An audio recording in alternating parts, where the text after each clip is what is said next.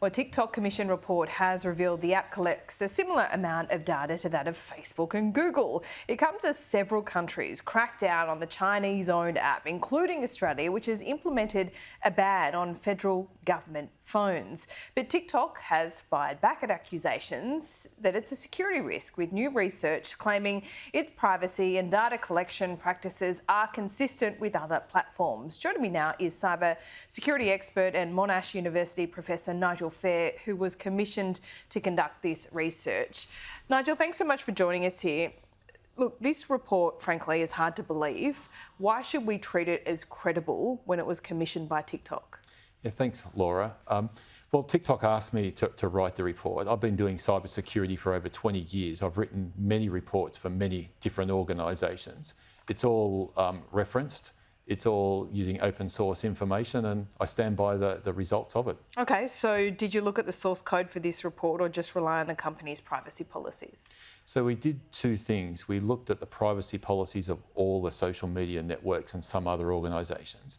And then we used some proprietary technologies, some software, to do an analysis of the four major platforms and evaluate the information flows in and out of their devices and apps. Okay, so why should we believe TikTok's privacy policy over source code when it clearly shows that there is an extraordinary amount of data collected? Well, there is a lot of data collected, and all the applications collect a similar amount of data. We've got to remember they're commercial entities who collect data for commercial purposes to provide you, the user, with the best user experience. And so when we look at things like, should we give access to the app of, say, our camera? If you want to do that, that's how you can take photos, share photos and videos with your friends.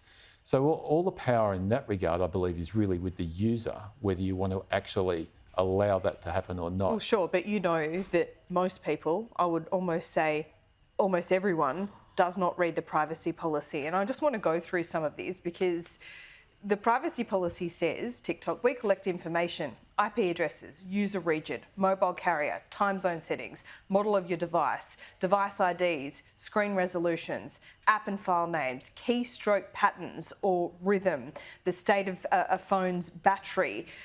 Where you also log in from multiple devices, we will be able to use your profile information to identify your activity across your devices. We may also associate you with information from other devices other than those you use to log into a platform. So they're talking about any other computer that can be used. That's pretty terrifying. That is not in the privacy policy of Facebook and Google, correct?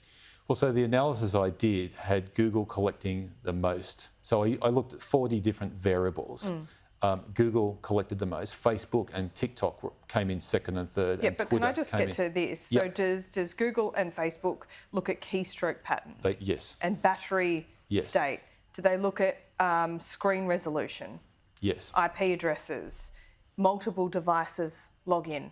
Yes. Is that in their privacy policy, is it? Right, okay.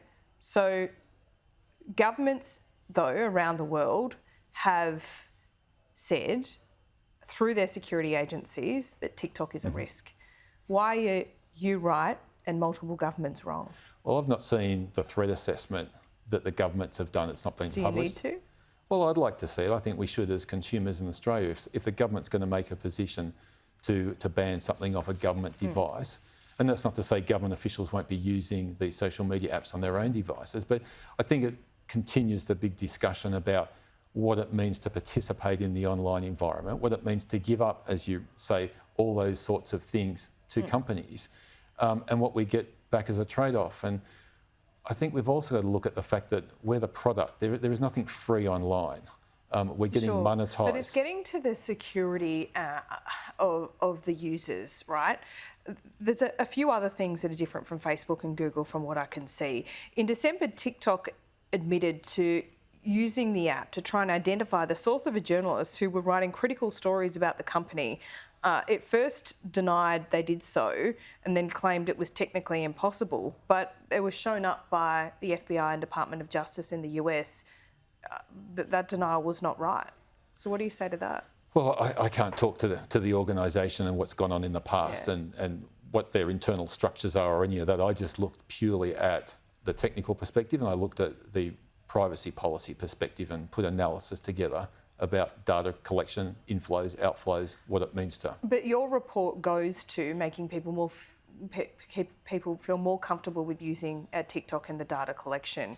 If TikTok has admitted to using the app to try and identify a source of a journalist, does that not concern you? It should concern everyone.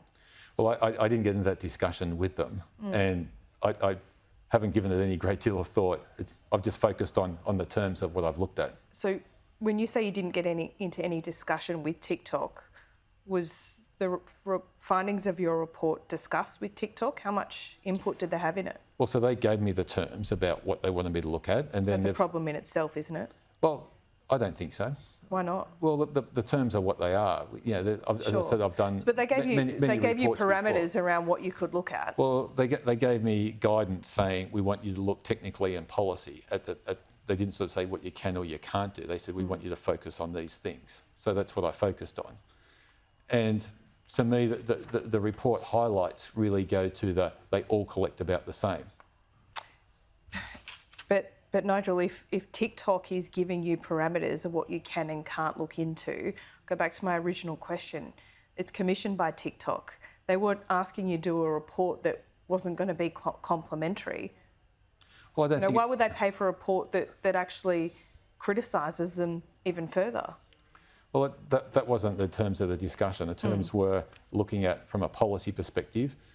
It wasn't as though there were inclusions or exclusions. It was just looking at that. So I looked at things like the policies of all their competitors. I looked at the privacy policies of the main banks, the telcos, some other big corporates. Yeah. I also discussed information sharing among governments, all those sorts of things.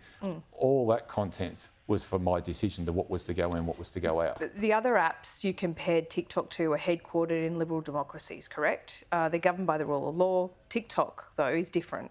It is subjected to laws of an authoritarian foreign government, if we accept that, including Article 7, and this is important, of the National Intelligence Law of China, which requires all organisations to assist the work of its intelligence agencies and keep that cooperation secret. Do you not think that increases the risk of how data on TikTok would be used compared to Facebook and Google? I think a couple of things. Firstly, data is shared globally by all sorts of organisations. Australian companies share data in all jurisdictions, including China. If we look at the big four banks, they share data with many jurisdictions overseas, and a couple of them include China. So they also fall under a similar regime. And I don't see anything unusual with the global flow of data. Right, but in your report, you use the exact same argument featured in TikTok's talking points that other Australian companies share data with companies based in China. You've just said that here today. Yes. Yeah, that's a problem, isn't it? I That's a TikTok talking point. I don't know what their talking points are. I've just written a report. Well, it's very similar. It's almost word for word to what was in your report, to TikTok's talking points before you even did this report. Is that a problem? I've never read their talking points. Right. Okay. So you were commissioned by TikTok. Were you paid? Yep. Can you tell us how much? No. Commercial in confidence. Right. I imagine it wasn't a cheap exercise, though. I find that irrelevant to the point. Right. But if you're going to use your credibility to essentially bolster TikTok's argument, how should we accept that? How should we see that? Can we really see this as an independent report?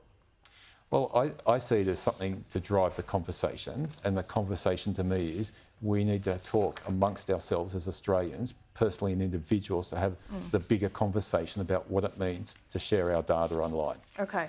So do you think it is safe for federal politicians who might have state secrets to use TikTok on their phones after looking at this data? Well, the politicians of all persuasions and all levels have been using TikTok to get out to people. It's a digital entertainment platform where we share invariably short-form videos, usually humorous ones at that, but not always. As people have built businesses on TikTok, politicians have reached out to their electorate a lot on TikTok. Whatever state secrets they may or may not have, I see that as completely different to getting out to the electorate and say, I'm appearing here or I'm doing this or whatever they might do. But it's different though. Well, my question is not about using the platform, or are you saying, well, they use the platform for their own benefit, therefore they've got to take the risk on security? I think there's a risk with everything we do on live. Yeah. I think with this is if they choose to use that platform or any other social media they're not allowed platform, to anymore. No, well, they're not on official devices. Yeah. But we don't know whether they're going to on other devices. Right. But be that as it may, they've got to decide, as I mentioned before, it's that big discussion about where do we want to go with sharing our information, what's the permissions we want to allow. And I recommend to everyone go to all their social media apps and look at the permissions about what they're allowing. Well, we just went through them. I mean, But- keystroke patterns or rhythms, the state of your battery. What would TikTok be doing with this, with data? And it is different because Facebook and Google are headquartered in liberal democracies. China is not. TikTok is not. And it is Chinese owned. It is, but Yeah. as I mentioned before, all corporates share information all around the world, and it falls into that. We have a regime of mutual legal assistance, which the Australian police use, for example. And I was, as you know, in the police for quite some time. If we want to get information, you go to and swear a warrant, and you gain that information. All the social media platforms have transparency reports, and I mentioned this in my findings about the information they get from all the social media companies, and that's jurisdictions globally. Yeah. So there is lots of information sharing in and out of government. It's all done lawfully. It's all written in transparency reports. Do you think there's a chance that your expertise and your reputation is being used by China to try and make people feel comfortable with their data collection? I don't think so. No? Why not? Well, because I want people to focus on how they participate online and making their own decisions about how much information So does TikTok. that they want to put into it. Nigel, that's what TikTok wants people to concentrate on as well. They want to say, look over here, not at our privacy policy. That's a bit concerning. Well, their privacy policy, as you've read some of it out, is open and out there, just like all that they are. And they've become easier to read over time. Once what volumistic, legalistic, difficult to read terms and conditions are now far more simpler, so people can make that decision. And if they're not comfortable with those things that you said, then they probably should go off the platform and not participate. Okay. Nigel, we appreciate your time.